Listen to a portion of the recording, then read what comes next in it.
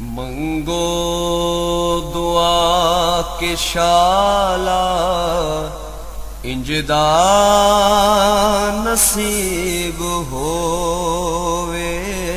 मंगो दुआ के शाला इंजदा नसीब होवे। जद आवे मौत मैनू जद बिस्मिल्लाहिर्रहमानिर्रहीम। अस्सलाम वालेकुम दोस्तों और बुजुर्गो नाज़रीन, तुहाडे सामने मैं अगली वीडियो के नाल हाज़र हाँ। देख रहे हो तुसीं कि एक तुहानूं पत्ते नज़र आ रहे हैं, लेकिन ये पत्ते जिहड़े ने ये बड़े ही अहम तो बड़ी ही जबरदस्त तो बड़ी आला किस्म की चीज़ है।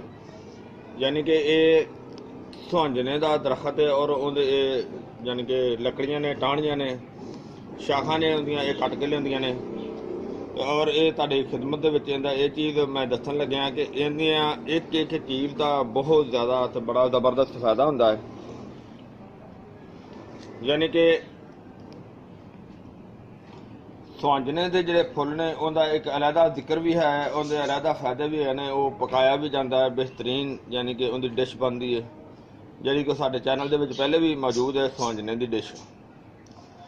और इस तो इलावा जिहड़ा कि तुसीं देख रहे हो कि हुण असीं तुहाडे एक होर नवीं खूबियां दे नाल तुहाडे सामने जिहड़ा ना पेशे खिदमत है कि वो ये चीज़ है कि ये जिहड़ा वैसे इहदी जिहड़ी मूली हुंदी है उहदा भी बेहतरीन जिहड़ा ना वो जिक्र है। यानी कि इहदी मूली उहनूं कहा जाता है कि जिहड़ा इहदा तना हुंदा है, जड़ हुंदी है, वो जड़ नूं यानी कि निकाल के ते उहनूं साफ करके उन्होंने कट के पीसां दे विच उसका अचार बनाया जाता है, जिहड़ा कि बहुत ही टेस्टी तो बहुत ज़बरदस्त हुंदा है और वो भुख भी लांदा है और मैदे वास्ते भी बहुत ही आला चीज़ है ते बड़ी ज़बरदस्त चीज़ हुंदी है। और इहदा तुहानूं मैं एक सब तो मेन जिहड़ा इहदा हुण ये दस्सण लग्या वो ये चीज़ है कि इहदे जिहड़े ने ये पत्ते यानी कि इहदे पत्ते जिहड़े ने वो तुसीं सारे पत्ते जिहड़े ने तोड़ के ते इसनूं साए दे विच खुश्क करके और इसका पाउडर बना के तो वो इस्तेमाल किया जाए। उहदे च इन्ना कोई कमाल दे फायदे ने,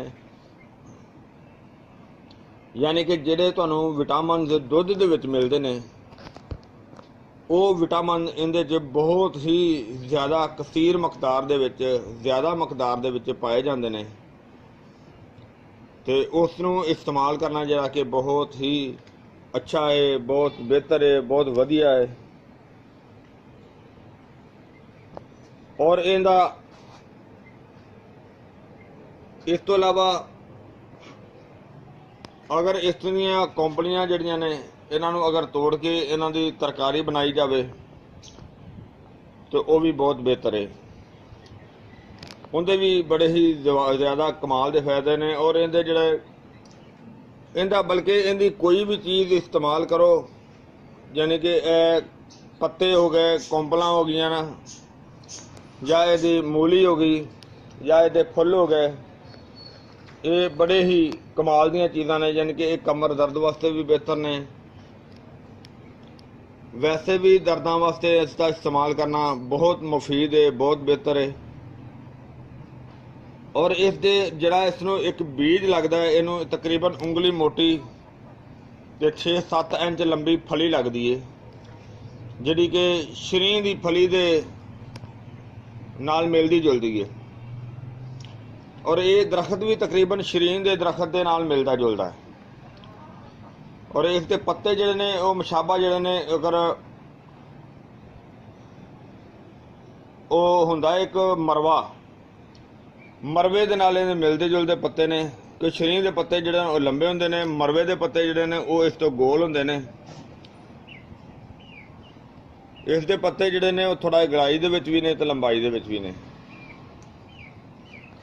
इसनूं जिहड़ा बीज लगदा है ਉਹ ਬੀਜ ਦਾ ਜਿਹੜਾ ਤੇਲ ਹੁੰਦਾ ਹੈ ਉਹ ਤੇਲ ਕੋਈ ਇੰਨਾ ਜ਼ਿਆਦਾ ਇਸਤੇਮਾਲ ਦਾ ਤਾਂ ਨਹੀਂ ਹੁੰਦਾ, ਲੇਕਿਨ ਉਹਦੇ 'ਚ ਇੱਕ ਖੂਬੀ ਹੈਗੀ ਹੈ।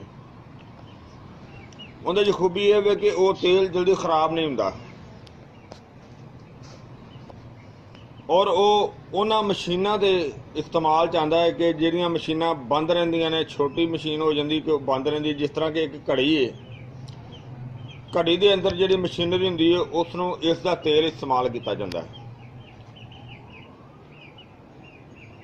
ਇਸ ਪੌਦੇ ਦੀ, बल्कि पौधा तो नहीं, बहरहाल इस दरख्त की बहुत ज़्यादा तारीफ है।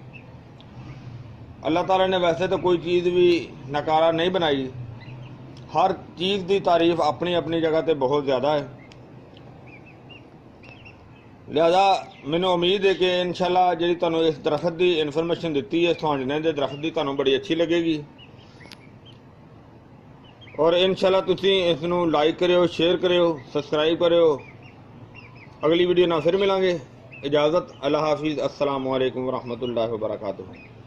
गए बदेरे सरकार नू कवांगे, गम हो गए बदेरे सरकार नू कवांगे। दरदां ने पाए घेरे